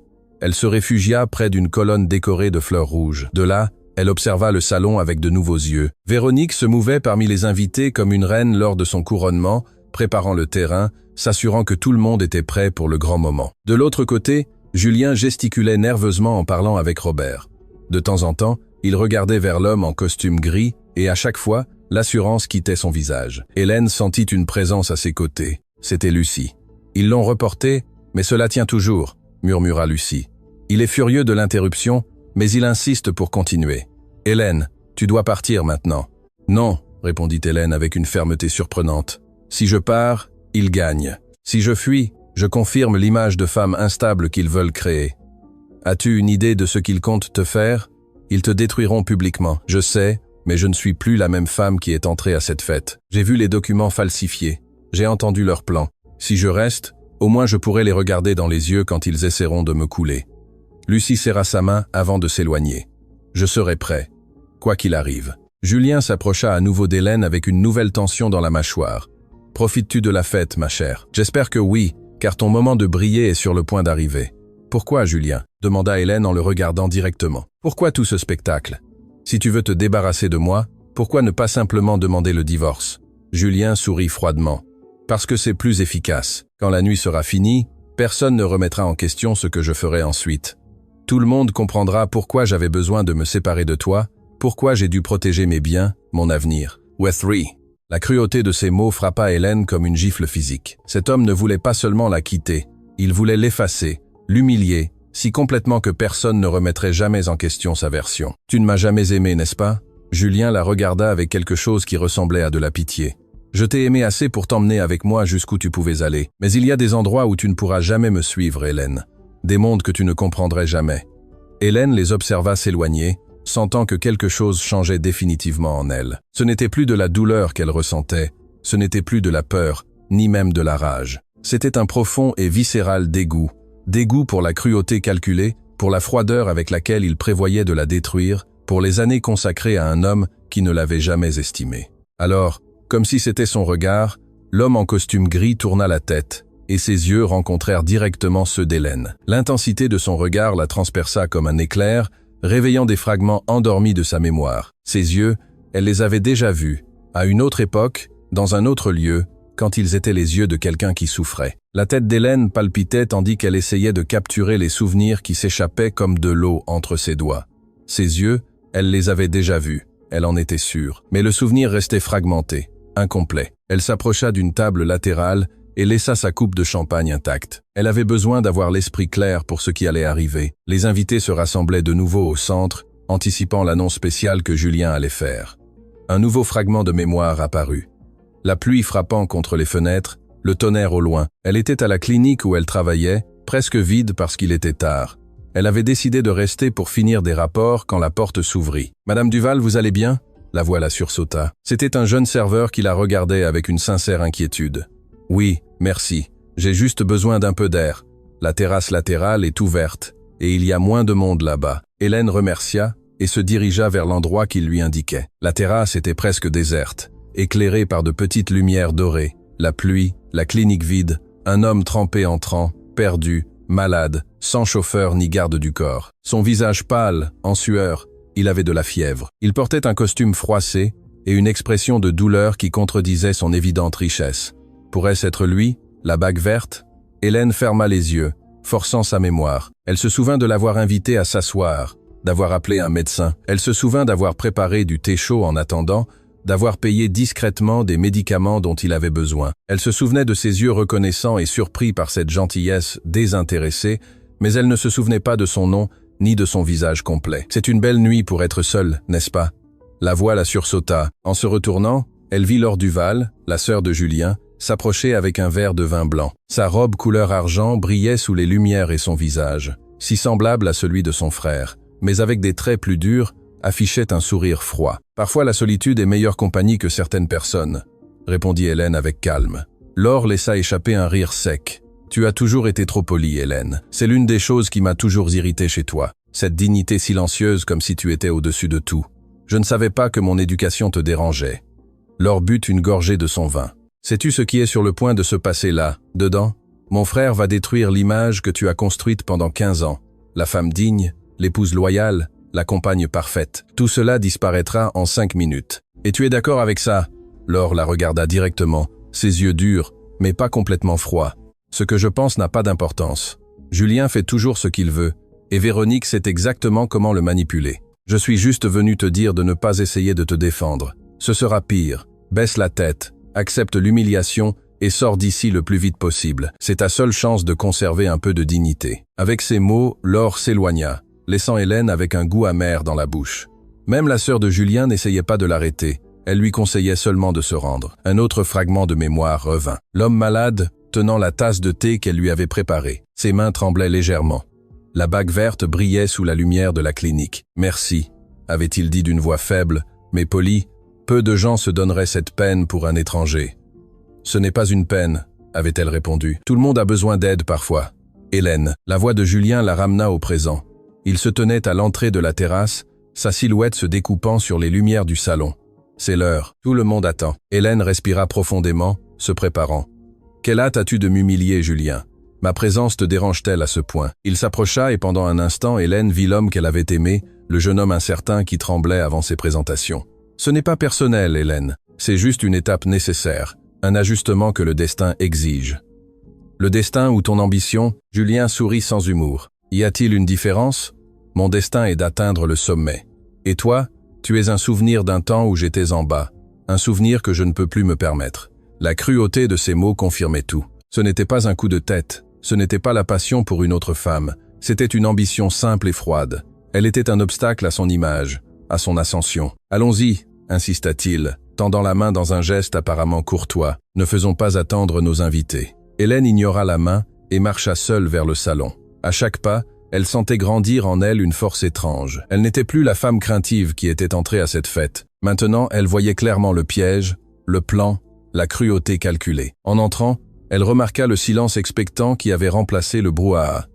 Les invités formaient un large cercle, tous avec des coupes à la main, tous avec des regards fixés sur elle et Julien. Véronique était au premier rang, son beau visage illuminé par l'anticipation. Et là, au fond, se trouvait toujours l'homme en costume gris. Ses yeux rencontrèrent ceux d'Hélène un instant, et elle sentit à nouveau ce tiraillement dans sa mémoire. Un souvenir qui luttait pour émerger, mais avant qu'elle ne puisse le saisir, Julien la prit par le bras et la conduisit au centre exact du cercle. Robert Leroy s'approcha avec un micro et le tendit à Julien. « Chers invités », commença sa voix amplifiée emplissant le salon, « c'est pour moi un honneur de compter sur votre présence en cette soirée si spéciale. Une soirée qui marquera un avant et un après, non seulement pour Miramar Holding, mais aussi pour ma vie personnelle. » Le salon resplendissant se transforma en une mer de coupes levées. Tous les invités tenaient leur boisson en l'air, attendant les mots de Julien. La lumière des lustres faisait briller le champagne comme de l'or liquide. Hélène restait immobile à ses côtés, sa coupe à peine levée. Elle observait les visages et voyait l'avidité mal dissimulée, l'attente morbide. Certains évitaient son regard, mal à l'aise, mais pas assez pour partir. D'autres l'observaient directement, avec une fausse compassion et une cruauté curieuse. Dans la vie de tout homme, commença Julien, sa voix mélodieuse amplifiée, il y a des moments décisifs, des moments qui définissent qui nous sommes et où nous allons.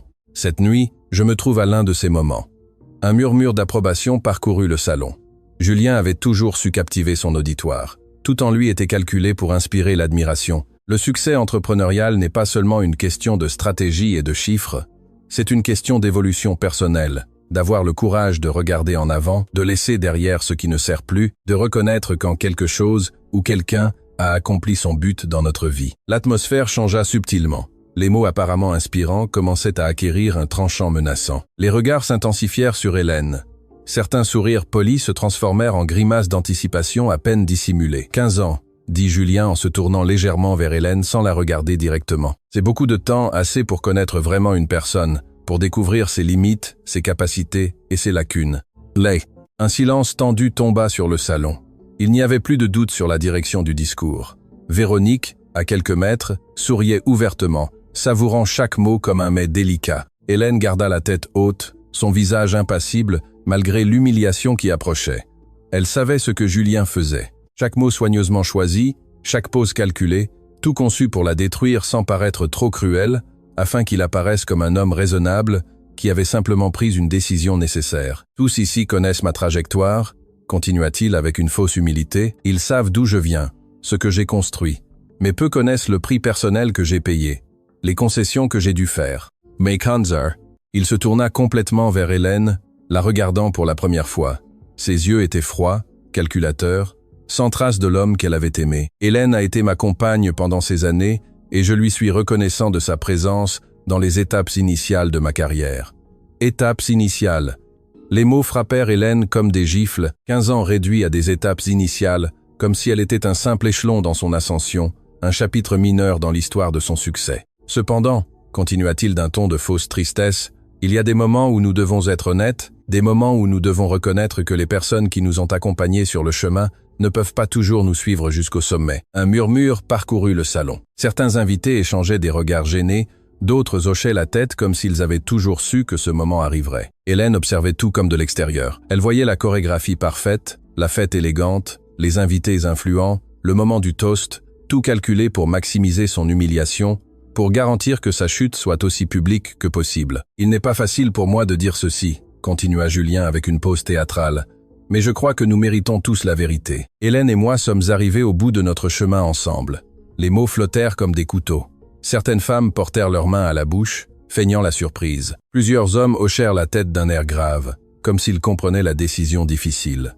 Hélène restait immobile, son visage masqué de dignité. Ce n'était pas de la douleur qu'elle ressentait.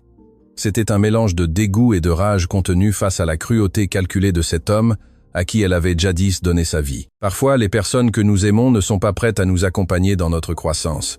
Ce n'est pas de leur faute, ajouta-t-il avec une fausse générosité. C'est simplement que leurs capacités, leurs horizons sont limités. Le mot « limité » tomba comme une pierre dans le silence. Véronique contenait à peine son sourire triomphal. Julien, enhardi, continua. J'ai essayé pendant des années d'élever Hélène à mon niveau, de lui donner la vie qu'elle méritait, mais j'ai compris que certaines personnes ne peuvent pas dépasser leurs origines, leurs limitations inhérentes. Hélène sentit que quelque chose se brisait définitivement en elle. Ce n'était pas son cœur, il était déjà brisé. C'était le dernier lambeau de respect qu'elle aurait pu ressentir pour l'homme avec qui elle avait partagé 15 ans. Ces derniers mois, continua Julien d'un ton de fausse préoccupation, j'ai remarqué des comportements inquiétants, des décisions financières impulsives, des signatures sur des documents sans les lire, des changements d'humeur imprévisibles. Hélène comprit alors l'ampleur complète. Non seulement il voulait l'humilier publiquement, il construisait devant des témoins influents l'image d'une femme mentalement instable, incapable de décisions rationnelles. La parfaite coartada pour les documents falsifiés, pour l'argent disparu, pour tout ce qu'il avait fait derrière son dos. Le cercle d'invités s'était encore resserré.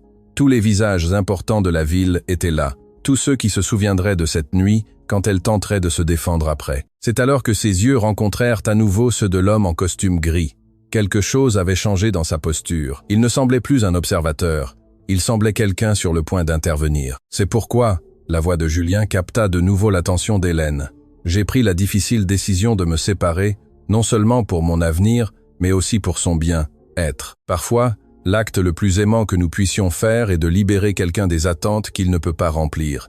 Le dégoût s'intensifia dans l'estomac d'Hélène. L'hypocrisie, la cruauté déguisée en préoccupation, l'humiliation publique présentée comme un acte d'amour, tout si calculé, si froid. Julien leva de nouveau sa coupe, invitant les présents à faire de même. « Alors je porte un toast », dit-il d'une voix ferme. « Je porte un toast au courage d'avancer, au courage de reconnaître quand quelque chose est terminé, car il y a des gens qui ne servent qu'à une étape et non à l'avenir. » Ses yeux se fixèrent directement sur Hélène, tandis qu'il prononçait ces dernières paroles. Il n'y avait plus de prétention d'amabilité, seulement de la satisfaction à voir son plan s'exécuter à la perfection. Le silence était absolu. Tous regardaient Hélène, attendant sa réaction, anticipant peu, être des larmes, des supplications, un effondrement qui confirmerait tout ce que Julien avait insinué sur sa stabilité mentale. Le silence qui suivit les mots de Julien était si dense qu'il aurait pu être coupé. Des centaines d'yeux étaient fixés sur Hélène, attendant de voir sa destruction complète. Certains avec une fausse compassion, la plupart avec la fascination de celui qui observe un accident sans pouvoir détourner le regard. Hélène restait immobile, sa coupe intacte à la main. La robe jaune faisait ressortir la pâleur de son visage, mais ses yeux brillaient d'une intensité qui déconcerta Julien. Il n'y avait pas de larmes, pas de supplications, seulement un silence digne qui commençait à durer trop longtemps. « Hélène, ma chère », dit Julien avec une fausse préoccupation. « Je comprends que c'est difficile, mais tous ici sont des amis, des personnes qui se soucient de nous. » Le mensonge était si évident que plusieurs invités baissèrent le regard, mal à l'aise avec leur rôle dans ce spectacle. « Peut-être veux-tu dire quelque chose ?» insista-t-il en lui offrant le microphone. « Exprimez tes sentiments. » Hélène regarda le microphone, puis Julien, et enfin le cercle de visages expectants. Le piège était évident. Si elle se défendait avec passion, elle confirmerait l'image de femme instable. Si elle pleurait ou suppliait, elle s'humilierait davantage. Si elle gardait le silence, elle semblerait vaincue. Mais il y avait une quatrième option. Avec un calme délibéré, Hélène posa sa coupe intacte sur le plateau d'un serveur. Elle se redressa et un petit sourire mais ferme se dessina sur ses lèvres. « Tu sais ce qui est le plus triste dans tout ça, Julien ?» dit-elle finalement, sa voix claire et sereine. « Non pas que tu veuilles me quitter, non pas que tu aies trouvé quelqu'un d'autre, ni même que tu aies falsifié ma signature sur des documents pour me voler. » Un murmure surpris parcourut le salon. L'accusation directe n'était pas dans le scénario attendu. « Le plus triste est que tu aies besoin de monter tout ce spectacle, que tu aies besoin de m'humilier publiquement pour te sentir puissant, qu'après 15 ans, la seule chose que tu puisses m'offrir soit la cruauté. » Le visage de Julien se durcit. Ce n'était pas ce qui était prévu. Hélène devait s'effondrer, confirmer l'image d'instabilité. Au lieu de cela, chaque mot qu'elle prononçait résonnait avec dignité. « Hélène, tu es confuse. » Il tenta d'interrompre, mais elle continua. « Pendant des années, je t'ai soutenue en tout. J'ai révisé tes présentations quand tu tremblais de peur. Je t'ai consolé quand tu croyais que tu échouerais. Je t'ai donné mon temps, mon amour, ma loyauté. Et je l'ai fait avec plaisir parce que je croyais en toi. » Plusieurs anciens invités échangèrent des regards gênés. Ce qu'elle disait était vrai et tous le savaient. « Et comment me payes-tu ? En falsifiant ma signature, en vidant nos comptes, en planifiant cette exécution publique. » Julien fit un pas vers elle, son visage masqué d'une rage à peine contenue. « Ça suffit, Hélène. Tu nous fais honte à tous les deux. » « Honte à nous ? Non, Julien.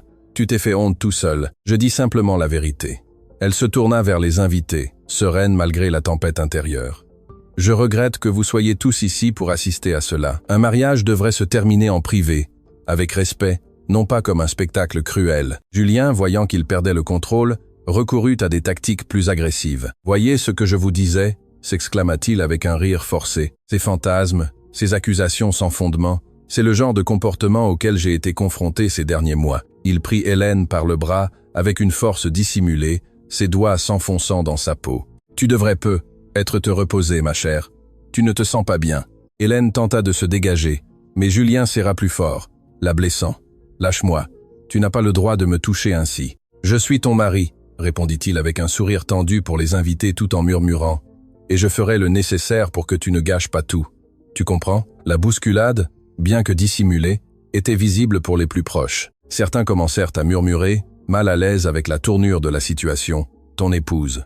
Il y a une minute, tu disais que je ne l'étais plus. » Je suis ton épouse quand ça t'arrange de me contrôler, et ton ex quand tu veux m'humilier. » Elle tenta de se dégager à nouveau, et Julien, furieux de perdre le contrôle, la saisit des 2 mains. « Tu vas te taire et te comporter comme la femme reconnaissante que tu devrais être, » siffla-t-il. « Je t'ai donné une vie que tu n'aurais jamais eue sans moi. Je t'ai sorti de rien. » La cruauté nue provoqua un silence gêné.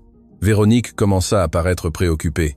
Ce n'était pas ce qui était prévu. « Tu m'as sorti de rien, j'avais une carrière, des rêves, une vie. C'est toi qui tremblais avant chaque présentation, qui avait besoin que je révise chaque rapport, qui pleurais dans mes bras quand tu croyais que tu échouerais. » Julien, perdant complètement le contrôle, serra le bras d'Hélène avec une telle force qu'elle ne put s'empêcher de faire un geste de douleur. Plusieurs invités reculèrent, surpris par la violence à peine contenue. « Ça suffit, je ne te permettrai pas de m'humilier ainsi. Tu n'es personne, tu comprends ? » Personne. Il tenta de l'entraîner hors du cercle, mais Hélène résista. La bousculade devint plus évidente. La robe se déchira légèrement à l'épaule tandis que Julien tentait de la maîtriser. « Lâche-moi », exigea-t-elle. « Tu te comporteras comme je te dis, comme tu l'as toujours fait. » La scène était déjà complètement différente de ce qui était prévu. Au lieu d'une séparation élégante, Julien se montrait pour ce qu'il était réellement, un agresseur incontrôlable. Certains invités commencèrent à bouger, mal à l'aise. Véronique recula, se distanciant de ce qui se passait. Robert Leroy regardait horrifié comment le plan s'écroulait en temps réel. « 15 ans ?» s'exclama Hélène, sa dignité intacte. « 15 ans de ma vie je t'ai donné et tu me paies ainsi, en m'humiliant, en me volant, en me forçant physiquement devant tout le monde. » La robe se déchira davantage, exposant une partie de son épaule. L'humiliation prévue pour elle se transforma en condamnation publique pour Julien. « Tais-toi, je te l'ordonne. » C'est alors que cela se produisit. Julien, aveuglé par la rage, oublia complètement les apparences. D'un mouvement brusque, il poussa Hélène avec une telle force qu'elle perdit l'équilibre et tomba au sol. Un halètement collectif parcourut le salon. Hélène, au sol, avec sa robe déchirée et ses cheveux en désordre, leva les yeux vers Julien. Mais ce qu'il vit dans ses yeux n'était pas de la peur ni de la défaite. C'était quelque chose qui le glaça, un dédain absolu et complet. Le silence qui suivit fut total. La violence avait complètement brisé la façade de civilisation. Julien, réalisant tardivement son erreur, tenta de se ressaisir. « Hélène, commença-t-il en tendant une main. « Ne me touche pas, dit-elle, sa voix basse, mais parfaitement audible. Ne me touche plus jamais. » Avec dignité, elle commença à se relever, et c'est alors que l'inattendu se produisit. L'homme en costume gris, qui était resté un observateur silencieux toute la nuit, avança vers le centre du cercle. D'un mouvement élégant et sûr, il tendit sa main à Hélène pour l'aider à se relever. Un silence épais envahit le salon quand l'homme en costume gris offrit sa main à Hélène avec dignité. Elle accepta l'aide et se leva, arrangeant sa robe déchirée comme une reine réclamant sa couronne. Julien, déconcerté, tenta de reprendre le contrôle. « C'est une affaire privée. Je vous serai reconnaissant de ne pas interférer dans les problèmes conjugaux, monsieur. » L'homme ne répondit pas. D'un léger geste vers Hélène, il recula, mais resta prêt, comme une promesse silencieuse de protection. Julien, interprétant ce silence comme sa mission, retrouva son arrogance et se tourna vers les invités. « Comme vous pouvez le voir, c'est précisément ce que je vous disais, » dit-il avec une fausse préoccupation. « Ces accès émotionnels, cette instabilité, Hélène a besoin d'aide, pas d'exposition publique. » Véronique s'approcha, son beau visage transformé en un masque de fausse compassion. « Peut-être devrions-nous appeler un médecin. » La pauvre Hélène semble altérée. Hélène les regarda tous les deux et sentit une vague de dégoût face à tant d'hypocrisie. « Je ne suis pas altérée, Véronique, » répondit-elle d'une voix claire. « Je vois avec une parfaite clarté, être pour la première fois depuis des années. » Elle se tourna vers les invités qui observaient fascinés le tournant inattendu des événements. « Vous avez tous été témoins ce soir. Vous avez vu la cruauté calculée, la violence à peine contenue. Vous avez vu qui est réellement Julien Duval. » Julien avança vers elle, oubliant toute prétention à la maîtrise de soi. « Ça suffit, Hélène, » rugit-il, le visage rouge de rage. « Ça suffit. Je ne fais que commencer. Pendant des années, je me suis tue. Je me suis faite petite pour que ton ego puisse grandir. C'est fini ce soir. » La détermination dans sa voix surprit tout le monde, y compris elle-même. Julien regarda autour de lui, cherchant du soutien, mais ne trouva que des visages gênés. Son plan s'effondrait sous ses yeux. « C'est ridicule. Je ne continuerai pas cette scène. La réunion de demain tient toujours, messieurs, » ajouta-t-il en s'adressant au cadre. « Ce sera un nouveau départ pour tous. » Il prit Véronique par le bras, mais Hélène n'avait pas terminé. « La réunion où tu seras nommé président ?» demanda-t-elle avec ironie. « Le couronnement de ta carrière, le moment qui justifie tout ce que tu as fait. » Julien se retourna lentement, les yeux plissés de suspicion. « De quoi parles-tu ? Des contrats manipulés, des signatures falsifiées, de l'argent détourné, de tout ce que tu as caché et qui est sur le point d'être révélé. Un silence de mort tomba sur le salon. Les cadres échangèrent des regards nerveux. Robert Leroy pâlit visiblement. Véronique lâcha le bras de Julien comme s'il brûlait. « Je ne savais rien de tout ça », dit-elle rapidement. « Julien ne m'a jamais parlé de documents falsifiés. » Lawson. Julien, acculé, fit ce qu'il faisait toujours lorsqu'il se sentait menacé. Il attaqua. « C'est une conspiration !» cria-t-il. « Hélène invente des histoires parce qu'elle ne peut pas accepter que je ne l'aime plus. » Il se tourna vers les cadres, cherchant désespérément des alliés. « Vous me connaissez ? Vous allez croire les accusations hystériques d'une femme éconduite ?» Mais ces paroles n'avaient plus de pouvoir. Les invités commencèrent à s'éloigner, formant de petits groupes qui murmuraient entre eux. Hélène observait tout avec un calme étrange. Elle ne ressentait ni joie ni triomphe, seulement la certitude que quoi qu'il arrive, elle ne serait plus jamais l'ombre silencieuse de Julien Duval. C'est alors qu'elle sentit une présence à ses côtés. L'homme en costume gris était revenu, et cette fois son regard était décidé. « Je crois qu'il est temps », dit-il d'une voix profonde et tranquille. Hélène le regarda, sentant que cette voix éveillait quelque chose dans sa mémoire. Le souvenir restait incomplet, mais il y avait une certitude croissante. Cet homme n'était pas un étranger. L'homme fit un pas en avant, et toute la salle sembla retenir son souffle. Julien s'arrêta au milieu d'une phrase. Une expression de confusion, suivie de reconnaissance puis de terreur pure, traversa son visage. « Non », murmura-t-il, « ce n'est pas possible. » L'homme avança vers le centre et chaque pas semblait faire rétrécir le salon.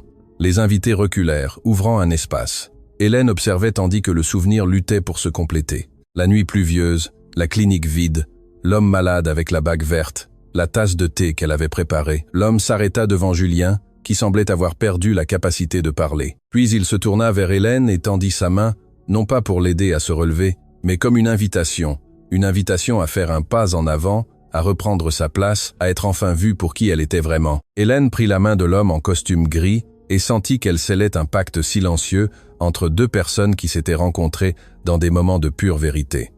Le salon entier retint son souffle. Les serveurs s'arrêtèrent avec leurs plateaux. Les conversations s'éteignirent. La musique semblait s'être évanouie. Tous les yeux fixés sur cet étrange couple. Hélène avec sa dignité intacte et l'homme mystérieux que personne ne connaissait, mais dont la présence bouleversait tout. « Qui êtes-vous » La voix tremblante de Julien rompit le silence. « Que faites-vous à ma fête » L'homme ne répondit pas immédiatement. Avec un calme délibéré, il commença à marcher autour du cercle d'invités. Ses pas étaient mesurés, ceux de quelqu'un habitué à ce que le monde attend d'après lui. À son passage, les présents reculaient instinctivement. Ce n'était pas de la peur qu'il montrait, mais un respect presque révérencieux, reconnaissant une autorité supérieure sans avoir besoin d'annonce. Julien chercha du regard Robert Leroy, qui semblait s'être recroquevillé, son visage masqué de panique. « J'exige de savoir qui est cet homme », insista Julien, sa voix plus forte, mais moins sûre. « Comment est-il entré ici sans invitation ?» Robert s'approcha tremblant et lui murmura quelque chose à l'oreille. L'effet fut immédiat.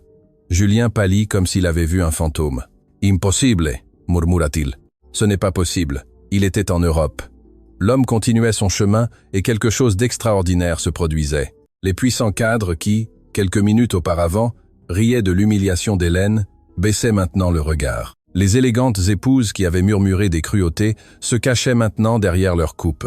Véronique reculait, cherchant à disparaître dans la foule. Les murmures se répandaient comme des ondes. On dit qu'il a acheté suffisamment d'actions pour avoir le contrôle total. On dit que demain il fera un nettoyage complet dans l'entreprise. Quand il passa devant Véronique, elle tenta de lui sourire avec son charme calculé. L'homme ne la regarda même pas, passant à côté d'elle comme si elle était invisible. Julien, se remettant partiellement du choc, tenta de se ressaisir. « Monsieur, bien sûr que vous êtes le bienvenu », dit-il d'un ton obséquieux. « Si l'on m'avait informé de votre présence, j'aurais préparé une réception adéquate. » L'homme continua de marcher comme s'il n'avait pas entendu, complétant son parcours jusqu'à se retrouver face à Hélène. Maintenant, ils étaient tous les trois au centre exact du salon, un triangle parfait de tension. « S'il vous plaît », la voix de Julien était presque suppliante. « S'il y a un malentendu, nous pouvons le résoudre en privé. » L'homme le regarda directement pour la première fois. Ses yeux gris semblaient pénétrer jusqu'au fond, évaluant chaque mensonge, chaque trahison. Julien recula instinctivement.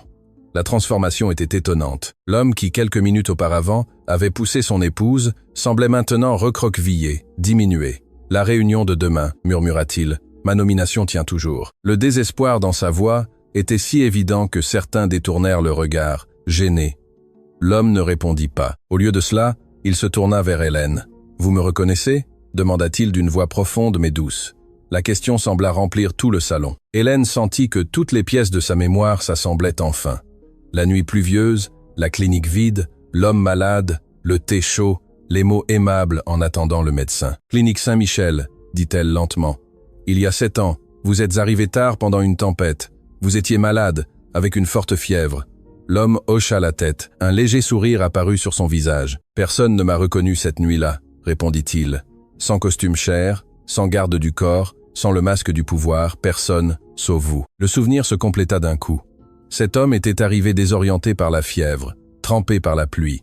Il s'était effondré dans la salle d'attente. Hélène l'avait soigné sans demander qui il était, sans attendre de reconnaissance. Elle lui avait offert du thé en attendant le médecin. Elle avait couru à la pharmacie sous la pluie, quand elle avait su qu'il avait besoin de médicaments qu'il n'avait pas. Elle l'avait traité avec la même dignité que tous. « Je ne savais pas qui vous étiez », dit-elle avec honnêteté. « J'ai juste vu quelqu'un qui avait besoin d'aide. »« Précisément », répondit-il, et ce simple mot contenait un monde de signification. Il se tourna alors vers les invités. Sa présence semblait s'être étendue pour remplir tout le salon. Quand il parla, sa voix résonna, claire et autoritaire. « Mon nom est Adrien Valois. » Un murmure parcourut la salle, grandissant jusqu'à presque devenir un rugissement. Julien vacilla comme s'il avait reçu un coup physique. Adrien Valois, l'entrepreneur légendaire, l'investisseur implacable, l'homme dont les mouvements financiers altéraient des marchés entiers. Le nouvel actionnaire majoritaire du groupe. Selon les rumeurs qui circulaient depuis des mois, Adrien Valois, l'homme qui décidait qui montait et qui tombait, était là après avoir assisté à toute la scène depuis le début. Demain à 9h, il y aura une réunion du conseil d'administration de Miramar Holding. Il regarda directement Julien dont les yeux reflétaient une terreur absolue. « Mais ce ne sera pas pour annoncer votre promotion, Julien Duval. La réunion de demain, continua Adrien d'une voix sereine, mais implacable, sera pour ouvrir une enquête formelle sur les irrégularités financières qui se sont produites dans cette entreprise au cours des 3 dernières années. » Julien tenta de parler, mais ne réussit qu'à ouvrir et fermer la bouche comme un poisson hors de l'eau. Son visage avait perdu toute couleur. Contrats manipulés, fonds détournés, documents avec signature falsifiée, utilisation abusive du nom de tiers pour protéger des biens d'éventuelles enquêtes. À chaque accusation, Julien se recroquevillait davantage. Véronique, pâle comme un fantôme, restait immobile. Mais, monsieur Valois, la voix tremblante de Robert Leroy rompit le silence. Il doit y avoir un malentendu. Julien est l'un de nos cadres les plus loyaux. Silence. Le mot, sans élever la voix, mais avec une autorité absolue, coupa la défense comme un couteau. Les auditeurs enquêtent depuis 3 mois. Nous avons toutes les preuves. Il n'y a pas de malentendu possible. Le visage de Robert se décomposa. Le regard qu'il lança à Julien était chargé de panique et de ressentiment. Adrien se tourna vers Hélène et son expression changea. La dureté s'adoucit, laissant place au respect. « Il y a 7 ans, dit-il en s'adressant à tous, je traversais le pire moment de ma vie. J'avais découvert que mon frère, en qui je faisais aveuglément confiance, détournait des fonds de notre entreprise depuis des années. Mon épouse venait de m'abandonner, emmenant nos enfants. Ma santé s'était détériorée. Cette nuit de tempête, je me trouvais seul, malade, ne voulant que personne ne me reconnaisse. Un silence absolu régnait, même ceux qui essayaient de s'éclipser s'étaient arrêtés. Je suis arrivé à la clinique Saint-Michel, presque délirant de fièvre, sans rien qui indiquait qui j'étais. Et c'est là que j'ai rencontré Hélène Duval. Hélène écoutait stupéfaite pendant qu'Adrien racontait cette nuit, qui pour elle, n'avait été qu'un épisode routinier. Pendant que tout le monde passait son chemin, occupé par ses affaires, Hélène s'est arrêtée, m'a offert une chaise, a appelé un médecin, a préparé du thé chaud en attendant, a couru à la pharmacie sous la pluie quand elle a su que j'avais besoin de médicaments qu'il n'avait pas. Elle a payé de sa poche parce que j'étais sorti sans mon portefeuille. Adrien regarda Hélène avec une gratitude sincère. Elle ne l'a pas fait parce qu'elle savait qui j'étais. Elle l'a fait parce qu'elle a vu un être humain souffrir. Elle l'a fait sans attendre de reconnaissance. Elle l'a fait avec la même dignité silencieuse que j'ai observée ce soir. Quand son mari tentait de la détruire publiquement, Julien alternait les regards entre Adrien et Hélène, comme s'il ne pouvait pas croire ce qu'il entendait. Son monde s'écroulait et il n'y avait rien qu'il puisse faire. Quand j'ai vu Hélène entrer dans le salon ce soir, je l'ai reconnue instantanément. Il y a des visages que l'on n'oublie pas, surtout ceux qui nous montrent de la gentillesse quand nous en avons le plus besoin. J'ai décidé de ne pas intervenir immédiatement. Je voulais voir quel genre d'homme était son mari. Je voulais comprendre pourquoi une femme comme elle était avec quelqu'un comme vous. La condamnation dans sa voix était palpable. Julien baissa le regard. Et ce que j'ai vu m'a profondément déplu, non seulement par votre cruauté, mais par la complicité silencieuse de tous, par les rires dissimulés, par l'attente morbide, par la disposition à assister à l'humiliation publique d'une femme innocente. Beaucoup d'invités baissèrent le regard, gênés. La réunion de demain ne sera que la première étape. Un audit complet sera réalisé. Chaque contrat, chaque transaction, chaque document sera examiné. Il se tourna vers Julien, qui semblait avoir vieilli de 10 ans. Quant à vous, Julien Duval, considérez-vous relevé de vos fonctions, avec effet immédiat. Un halètement collectif parcourut le salon. Julien ouvrit les yeux avec horreur. « Non, vous ne pouvez pas faire ça, balbutia-t-il. J'ai un contrat, j'ai des droits. » Vous aviez un contrat. La clause éthique est claire concernant les conduites frauduleuses. Et quant aux droits, je me demande ce que les tribunaux diraient des signatures falsifiées que nous avons trouvées. Julien regarda désespérément autour de lui, mais ne rencontra que des visages qui se détournaient. En quelques minutes, il était passé de futur président à paria. Véronique tenta d'approcher Adrien avec son meilleur sourire. « Monsieur Valois, je suis sûr que nous pouvons discuter de cela de manière civilisée. Je n'avais pas connaissance d'irrégularité. » Le regard qu'elle reçut la glaça sur place. « Mademoiselle Allard, votre rôle sera également enquêté. Nous avons des emails très intéressants entre vous et Monsieur Duval, discutant de la manière de se débarrasser d'Hélène de la manière la plus opportune. » Véronique recula jusqu'à se perdre dans la foule. Adrien revint vers Hélène. « Ce que vous avez subi est impardonnable, mais la justice n'est pas toujours lente à venir. » Il tendit sa main vers elle, non pas comme un geste romantique, mais comme un égal offrant du respect. « Mon équipe juridique est à votre disposition pour que vous récupériez ce qui vous appartient légitimement et pour que les responsables rendent des comptes. » Hélène prit sa main, sentant pour la première fois depuis des années qu'elle n'était pas seule. « Merci, dit-elle simplement, d'avoir vu ce que d'autres n'ont pas voulu voir. » Adrien hocha la tête, comprenant tout ce que ces mots contenaient. « Cette fête est terminée, » annonça-t-il aux invités. « Je vous suggère de réfléchir à votre rôle dans les événements de cette nuit et ceux qui ont des responsabilités dans l'entreprise. Préparez-vous pour demain. Ce sera révélateur. » Il offrit son bras à Hélène en signe de respect. Elle l'accepta, reconnaissante pour le soutien alors que ses jambes la soutenaient à peine. Ensemble, ils marchèrent vers la sortie. À leur passage, les invités s'écartaient, certains inclinant la tête avec un respect tardif, d'autres évitant de les regarder, gênés. Julien les observa s'éloigner, son visage masqué d'horreur. Tout ce qui avait été construit, tout ce pourquoi il avait trahi, s'effondrait. Et le pire n'était pas de perdre sa position ou sa réputation, c'était de réaliser trop tard que la seule personne qu'il avait réellement aimée était précisément celle qu'il avait tenté de détruire. Alors qu'Hélène et Adrien sortaient, un éclair illumina le ciel nocturne. Une tempête approchait comme cette nuit d'il y a 7 ans, mais cette fois, Hélène n'affronterait pas la pluie seule. 6 mois plus tard, le bâtiment de la Fondation Mercier brillait sous le soleil de Neuilly-sur-Seine. Dans son hall, une fresque murale colorée montrait des mains entrelacées symbolisant la solidarité. Hélène, dans un tailleur turquoise qui mettait en valeur l'éclat renouvelé de ses yeux, marchait en saluant ses employés. Ses cheveux, coupés courts et modernes, encadraient un visage qui avait retrouvé confiance. Elle n'était plus l'ombre de personne, elle était une femme qui avait revendiqué sa place. « Les fonds pour le programme d'assistance médicale sont approuvés », informa son assistante Marie. « Nous pourrons aider 50 familles de plus ce mois-ci. » « Excellent, Marie. Et assurez-vous que l'équipe de la clinique mobile ait tout pour visiter Sainte-Rose vendredi. » Dans son bureau lumineux, parmi des photographies de bénéficiaires, se trouvait un petit portrait de sa mère souriante. La femme qui lui avait appris que la dignité ne se négocie pas et qu'aider les autres est de l'humanité, pas un sacrifice. Hélène respira profondément. Elle trouvait encore incroyable la façon dont tout avait changé en 6 mois. La nuit du gala n'avait été que le début. L'enquête sur Julien avait abouti à de multiples accusations. Non seulement il avait falsifié des signatures, il avait manipulé des contrats, détourné des fonds, trompé des investisseurs. Sa chute fut aussi rapide que son ascension, mais beaucoup plus bruyante. Les journaux avaient largement couvert l'affaire. Pendant des semaines, le visage de Julien apparut en première page, non plus comme un exemple de succès, mais comme un avertissement sur l'ambition sans scrupules. Véronique avait tenté de se distancier du scandale, mais les enquêteurs avaient trouvé des preuves de sa complicité. Elle perdit son emploi et sa réputation sociale. Les portes qui s'ouvraient autrefois se fermaient maintenant fermement. Laure, la sœur de Julien, avait cherché Hélène pour s'excuser de son silence complice. « J'ai toujours su que Julien te méprisait », lui avoua-t-elle en larmes, « mais j'avais peur de perdre la sécurité qu'il me donnait. J'ai été lâche et je le regrette. » Hazan Saou. Hélène accepta ses excuses, non pas pour Julien, mais pour elle-même, car pardonner signifiait se libérer du poids du ressentiment. Lucie entra radieuse dans une robe jaune, aussi vibrante que sa personnalité. Prête pour la réunion avec les directeurs de l'hôpital, le programme d'assistance psychologique pour les familles a été un succès. Ils veulent doubler la couverture, Hélène sourit. Lucie avait été son roc dans les moments difficiles.